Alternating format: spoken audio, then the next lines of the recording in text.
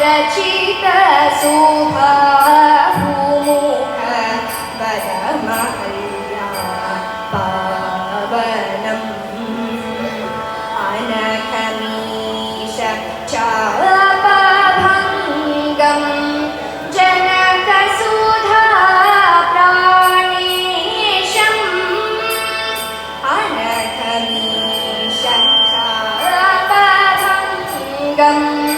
जनकसुधा प्राणेशम् घनकुपित भृगुरामा गर्वहरमित साकेतं मागसानि सारि गमनि गमा गरि गमा पगरि सा मागसानि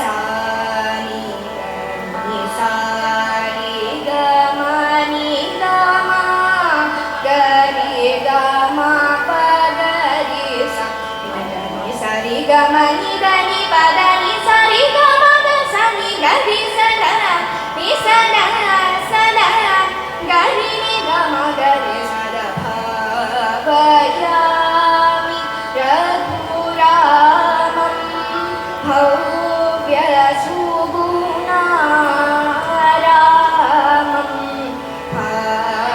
भावयामि रघुरामं भव्य सुगुणारामं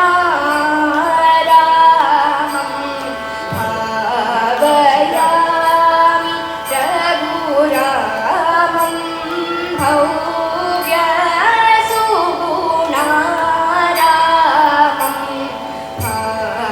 भावयामि रघुरामं भव्य सुगुणारामं भावयामि रघुरामम्।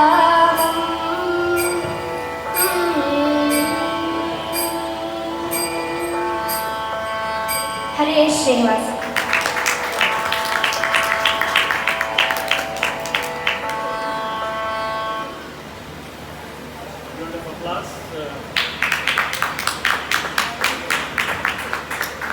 ಏಯ್ತ್ ಕ್ಲಾಸ್ ಓದ್ತಾ ಇದ್ದಾಳೆ ಭವ್ಯಶ್ರೀ. ಸೆವೆಂತ್ ಕ್ಲಾಸ್ ಮಹರ್ಷಿ ವಿದ್ಯಾಮಂದಿರನಲ್ಲಿ ಓದ್ತಾ ಇದ್ದಾಳೆ. ಬಟ್ ಅವ್ರ ಗುರುಗಳು ನಿನ್ನೆ ಬಂದಿದ್ದಲ್ಲ ವೈಷ್ಣವಿ ಪಿ ಅಂತ ಹೇಳಿ ಲೆಫ್ಟ್ ಸೈಡ್ ಲಾಸ್ಟ್ ಕೂತಿದ್ರು, ಅವ್ರ ಹತ್ರ ಕಲಿತಾ ಇದ್ದಾಳೆ. ಯಾಕೆ ಇನ್ನೊಂದು ಪ್ರೋಗ್ರಾಮ್ ಕೂಡ ಇದೆ ಇವತ್ತು, ಡ್ಯಾನ್ಸ್ ಪ್ರೋಗ್ರಾಮ್. ಇದಾದ್ಮೇಲೆ ಮತ್ತೆ ನಿಮ್ಗೆ ಎಲ್ಲಾರನ್ನೇ ಯಾಕೆ ಎಂಟರ್ಟೈನ್ ಮಾಡ್ತಾರೆ. Next I request Prashant to come on to the dance.